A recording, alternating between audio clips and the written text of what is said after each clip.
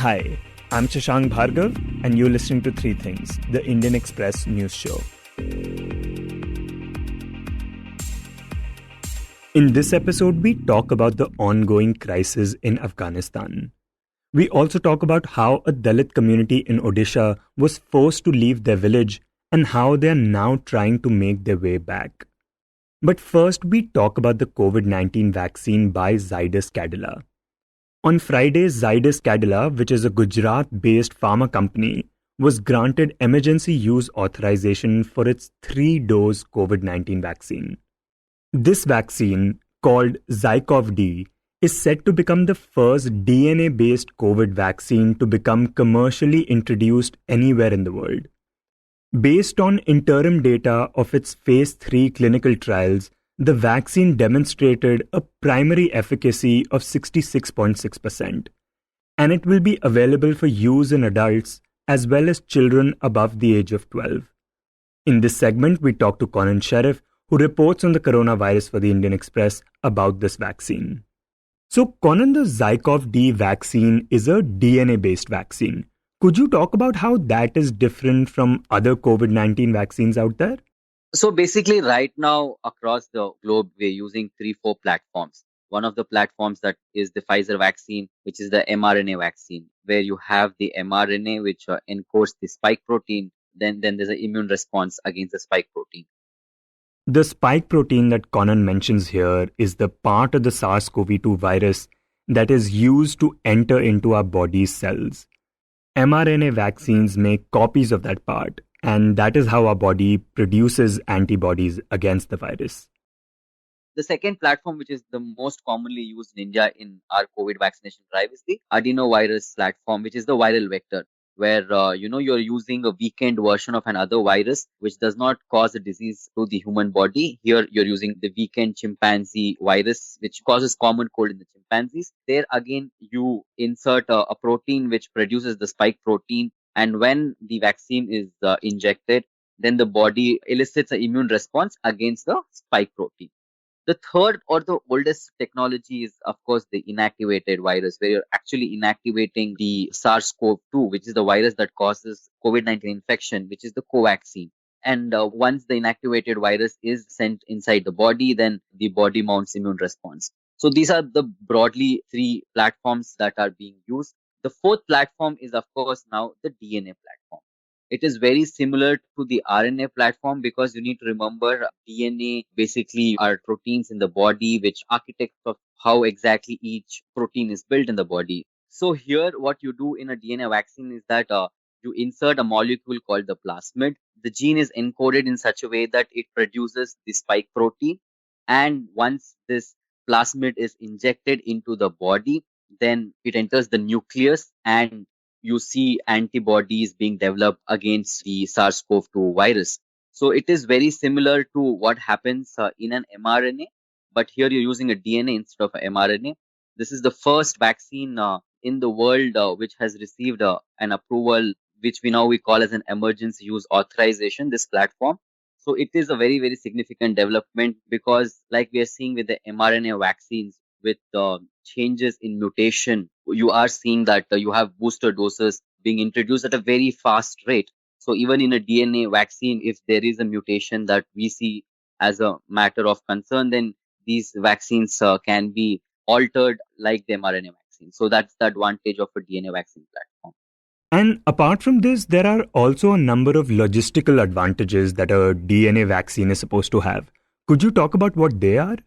So the first advantage, of course, the biggest advantage for India is the fact that unlike the mRNA vaccines, Pfizer or Moderna, which is there, these vaccines have to be stored in ultra cold storage systems.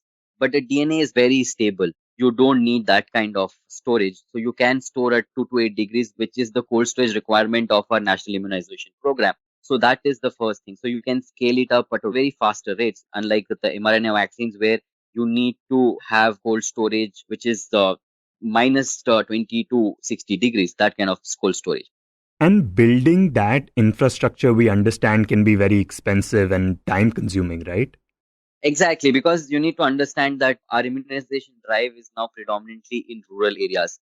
So from bringing them from the vaccine storage facilities to at a block level or at a village level, that could be a big challenge. That's why the Serum Institute's vaccine is at 2 to 8 degrees. So that's why you're able to scale it up, and storage isn't a problem with the adenovector viruses, because they can be easily stored at 2 to 8 degrees. Similarly, with Covaxin also can be stored at this temperature. So that's why these two vaccines can be easily scaled up, because you can use it widely in our immunization drive. But mRNA vaccines would be a big challenge if they have to be scaled up in India, because then you have to establish cold storage across the country. Then that could be a big challenge. Just a reminder that both Moderna and Pfizer are mRNA vaccines. Now, Conan explains the second advantage of a DNA vaccine. And he explains that by talking about a challenge that India is facing with Covaxin. So, since we are producing Covaxin, because it is an inactivated virus, you need to have a biosafety level of the highest level, which is right now the BSL-3. So, you need to have a very high containment facility. So, that is the reason why you're not able to ramp up Covaxin to that level at a very faster pace, because they have very stringent manufacturing norms, because it is BSL-3 facility. And also, the people who are involved in manufacturing also have to be very well trained, because any sort of an error, you would actually then infect the people who are actually manufacturing the vaccines, because it is an inactivated virus. However, in a DNA vaccine, you don't need that. You just need a BSL-1 facility, a very basic containment facility. So what it means is that you can tie up with lot many companies even if they don't have a BSL-3 facility, because you're seeing right now with Bharat Biotech, it's taking months to even build its own facility in Bangalore, and you have another facility Ankleshwar. But here we are a big drug manufacturing country, but not all of these companies have BSL-3 facilities. But in case of DNA vaccine being now manufactured by Zydus, you just need a BSL-1, and you have many more manufacturers who can tie up with the company to scale it up. Okay, so one advantage with DNA vaccines is that you don't need ultra cold storages. And you also don't need to set up these BCL3 high containment facilities. And apart from this, we understand that the other advantage that a DNA vaccine has is that it is intradermal, meaning it would not require the use of a needle, unlike other COVID-19 vaccines in circulation. Yeah, so the route of administration also is very important. And one of the most common side effects is we see the pain at the muzzle where the injection site. So that wouldn't happen in this vaccine. So the intradermal vaccine, which is the needle-free vaccine, is an advantage for manufacturing. You don't need to buy so many the needles from a third party, which is happening right now. So that is the advantage. Yeah. Now, the other thing about this vaccine is that it is a 3-dose vaccine. Does that count as a disadvantage for it? Yeah, so the second dose is on the 28th day, just like Covaxin, and the third is at the 56th day. It's not a problem, but we need more number of fully vaccinated people. That's where you actually get a good protection, both in terms of hospitalization and reduction in mortality, because you are seeing data emerging from almost every country that the Delta plus variant becomes less lethal, whether it is severe disease or hospitalization or deaths, only when you have administered 2 doses of the vaccine. In fact, a lot of countries, European and US, is looking at the third dose. So in that sense, yeah, this 3-dose would a sort of very not attractive option, because you already have vaccines which are looking at single dose, like the Johnson & Johnson vaccine. But the company itself now says that we are working towards a 2-dose vaccine. Remember, the Friday's approval has come on basis of an interim data. We really don't know the final data or the final clinical trial data. In fact, the company says that the 66 efficacy has been reported because most of the trial participants who tested positive of RT-PCR were of the Delta variant. So the final data would be very important. In fact, yesterday, the Zydus chief Sharvil Patel said that he would take a few more months to actually publish the final data of the entire clinical trials. So that would be very important to understand in terms of how important is the third dose, or whether you can do just with the 2 doses. So all of that is still at very early stage, because Friday's approval was just based on the interim analysis. And Conan, the other thing is that this vaccine ZyCoV-D it's also been approved for use on the adolescent population in India. Do we know why it has been granted authorization for use in the younger population as opposed to the other vaccines out there? So right now, when they got an approval to conduct the clinical trials, this was the first vaccine that got an approval to conduct clinical trials 12 years and above. So every other vaccine that conducted clinical trials, whether it's a Serum Institute to look at the immunogenicity, or Covaxin, which is Bharat Biotech's vaccine, which looked at both immunogenicity as well as safety, they also looked at 18 and above. So this vaccine had enrolled participants 12 years and above. So that is why it has been given emergency use authorization for 12 years and above based on the trials. However, we should understand that call will be purely taken by the government whether you will be using this vaccine to vaccinate children, adolescents. Pfizer is one of the vaccines that has got clearance from the US FDA for 12 years and above. So because of the fact that the clinical trials involve 12 years and above, that's the reason why they've received a EUA for the adolescent age group also. But these are interim results. So for children, it would be really need to understand what is the details in terms of adverse reactions. But we don't have the data as of now in the public domain.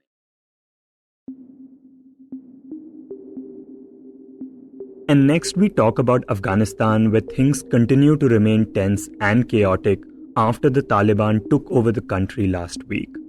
According to reports, the Kabul airport is filled with thousands of people trying to flee the country, and the Taliban using harsh methods to control them and even open firing.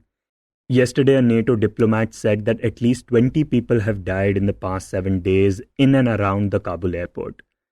Meanwhile, India has continued to evacuate people from the country.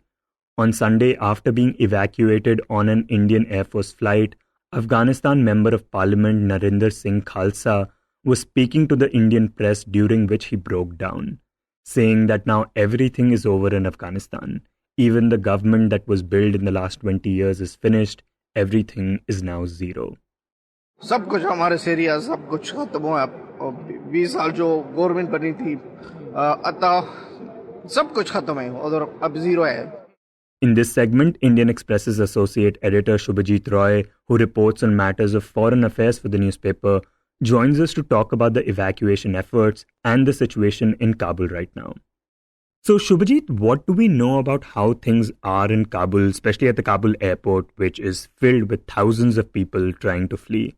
Yeah, in the last week, I think the situation at the Kabul airport has become dire, more serious as more people have landed up there. There is like a desperation to get out, intensified. See pictures of people handing over their toddlers to the American or other Western soldiers just to get them to safety. In fact, there have been occasions of stampede, so things have continued to worsen even after a week. And that, I think, tells you the story of panic and desperation and what people are going through in Kabul. I mean, a trip to the airport has become quite difficult. I spoke to a few Afghans over the last few days, and they said that they're not able to step out of their homes unless they join the Taliban.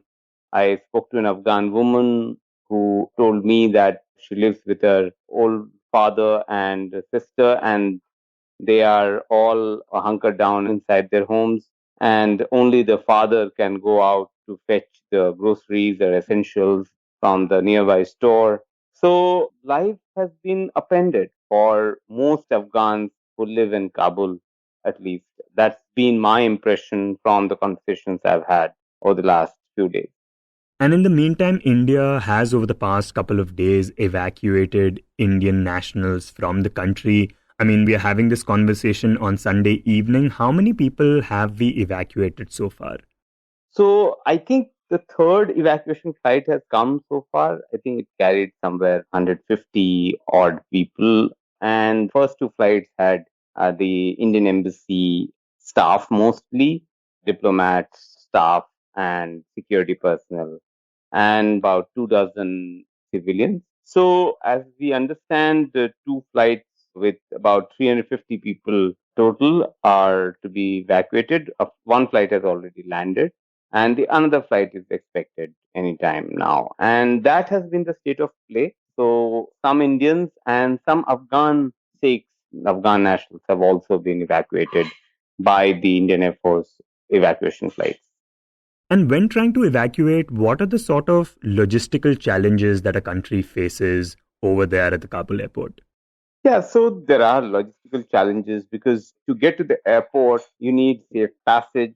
There are Talib fighters who are manning checkposts at different points along the road to the airport. Then at the airport itself, because there is such a huge crowd, the civilian side is all there's chaos and there are a lot of crowds and there are no commercial flights right now. So the only exit out of Afghanistan is through the US military controlled technical area, that part of the airport. But to gain access to that, till the last point, you need facilitation by the Taliban. And then the US military has to give you permission to get inside that technical area. So there are a lot of hoops one has to go through to get to the US military controlled technical area of the airport. And only then, once you're inside that part of the airport, that is when you can get into an aircraft, whether you come to India or go to Doha or Dushanbe or Germany or Spain. So all those military aircraft have been taking off from the US military controlled technical airport. And Shubhajit, what do we know about Taliban's plans when it comes to possibly forming a government over there? Yeah, so we saw yesterday reports that Mullah Baradar has reached Kabul to hold discussions with other Taliban officials. So Mullah Baradar was one of the key negotiators from the Taliban side who was negotiating with the Americans and with Zalmay Khalilzad. Now he's in Kabul to see what kind of political structure, government to be formed, and those issues he has to look at. I understand also that they have appointed governor of Kabul as well. So they are in the process of forming the political structures, political appointments are being made to bring about the governance structure. So I guess that is something that will happen over the next few days.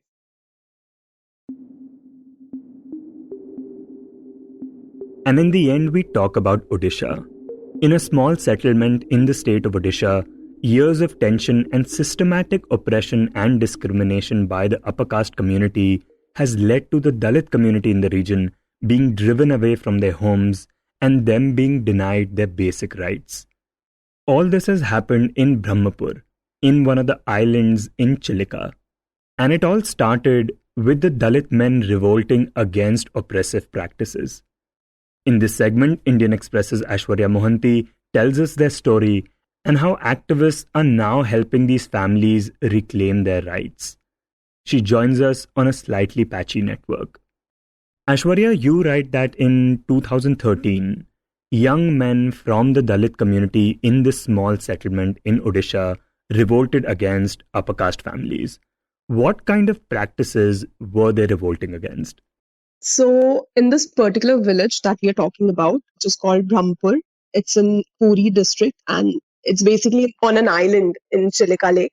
So, here, since forever, the members from the Dalit community were expected to carry the palanquin, which we call the palki in Hindi. So, to carry that with the bride or the groom inside during wedding processions of the upper caste families. Now, certain weddings would happen outside this village, so they would have to cross the lake, they would have to cross the water body also. And the members from the Dalit community were expected to carry them on their shoulders and even cross the water body to the mainland, basically. So, in return of all of this service that they were expected to do, they would only get a free meal at the weddings. Whatever wedding they were supposed to attend, they could eat at the wedding. For this meal, they were not allowed to sit with the upper caste members or sit with the upper caste families, but sit separately and eat it. At times, they were asked to clean up after the entire event.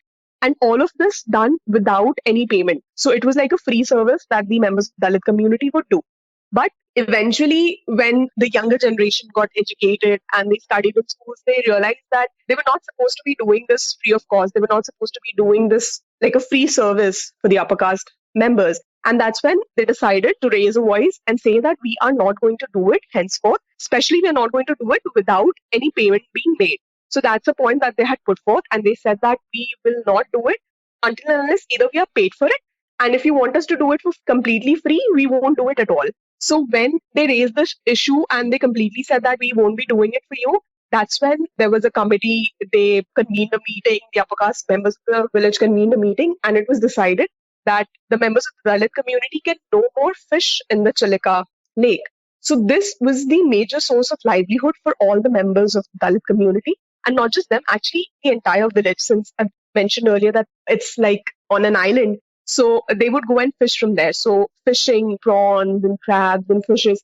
So this was a major source of livelihood for them. So in 2013, when they revolted that we won't do the services for free, that's when a diktat was issued that you cannot fish in Chilika. So this obviously can have severe consequences for any community, someone's livelihood being taken away, but this would especially mean a lot for a marginalized community. So what happened as a result of this? So this led to the first ever migration from the Dalit community, the young generation, the youth. They moved out of the village for the very first time, and they started working in places like Bangalore, Chennai, Gujarat, and elsewhere. And the older generation, they started working as farm laborers for daily wages at farms in other villages and amazing work and all of that.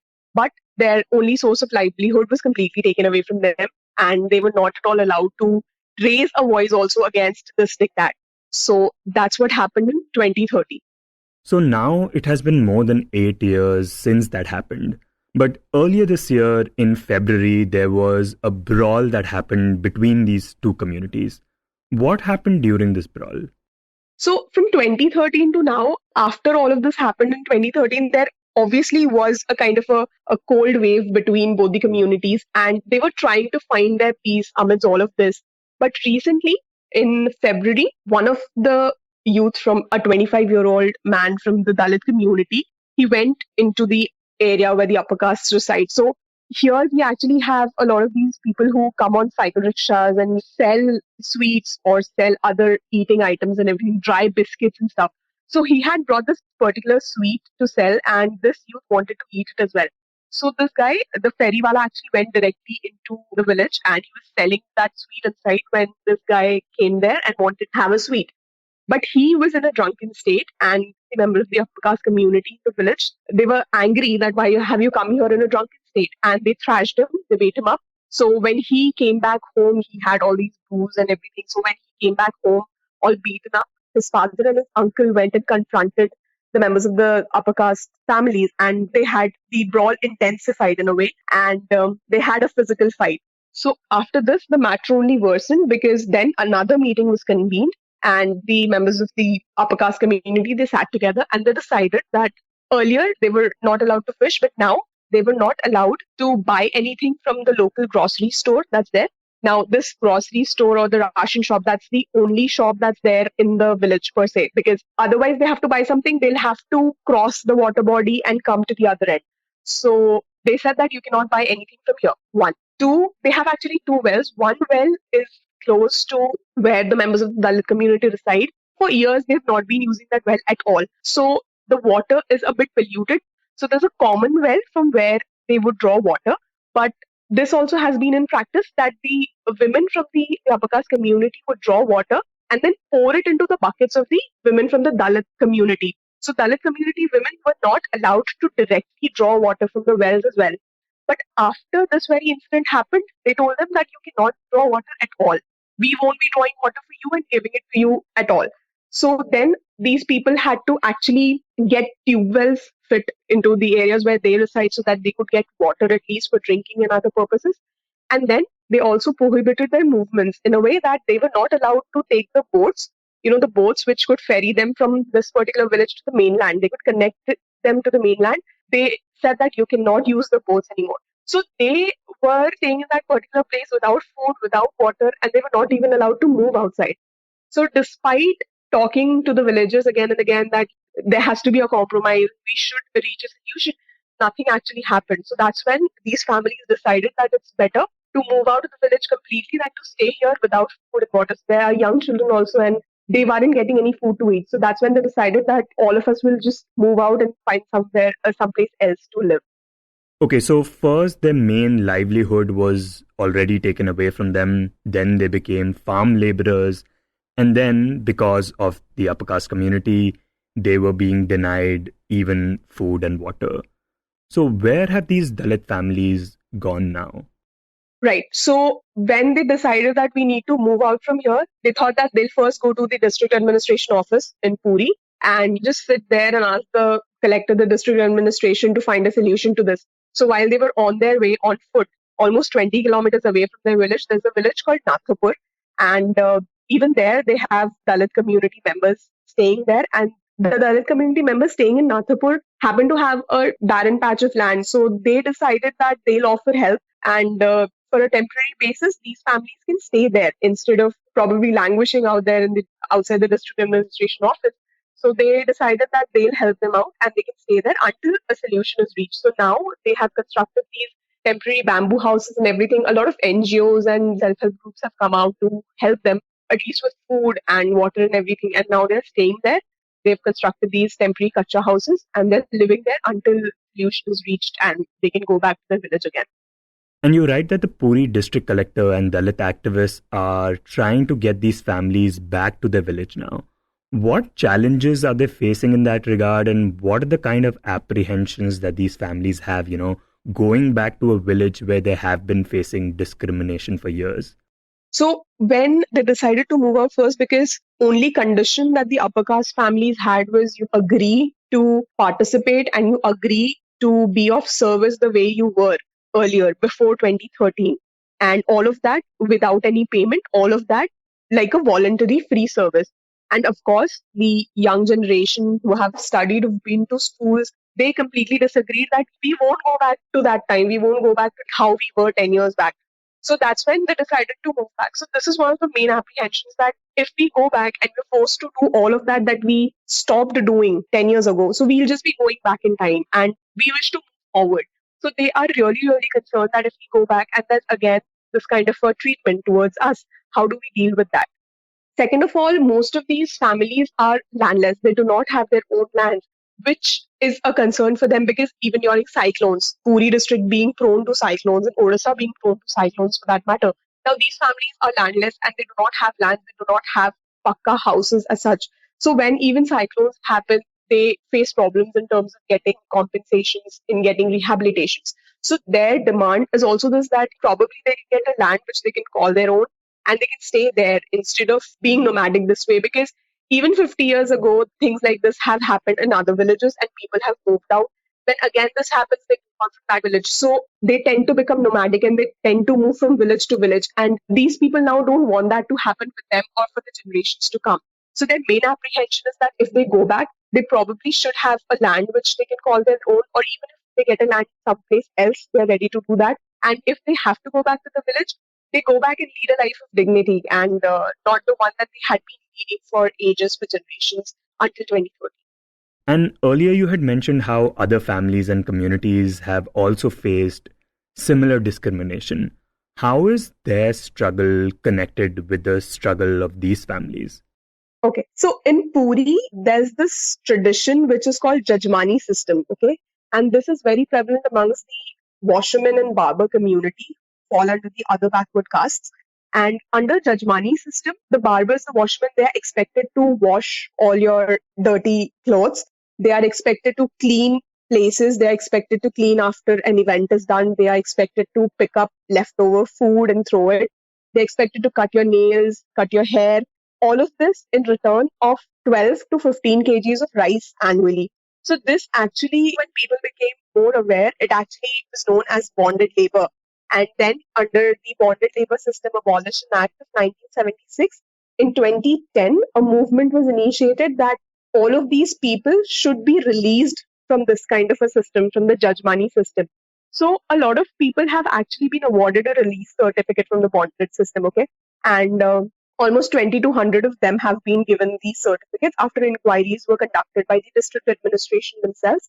And over 2,500 others are still waiting for the release orders. So even in these cases, even in cases where people from the washerman community and the barber community, after getting the release certificates as well, when they refuse to, be a part of the Jajmani system, when they refuse that we won't be doing these particular tasks just in return of 12 or 15 kgs of rice. There have been instances where they have been driven out of their villages as well. So there are a lot of families driven out in 2017 or even 10 years ago, and all of them are fighting together to get back to their villages. So it's more like a combined fight of a lot of families from different villages in Puri that they wish to go back to their villages, they wish to go back to their homes. You were listening to Three Things by The Indian Express. Today's show was written and produced by me, Shashank Bhargav, and was edited and mixed by Suresh Pawar. If you like the show, then do subscribe to us wherever you get your podcasts. You can also recommend the show to someone you think will like it, share it with a friend or someone in your family. It's the best way for people to get to know about us. You can tweet us at Express Podcasts and write to us at podcast@indianexpress.com.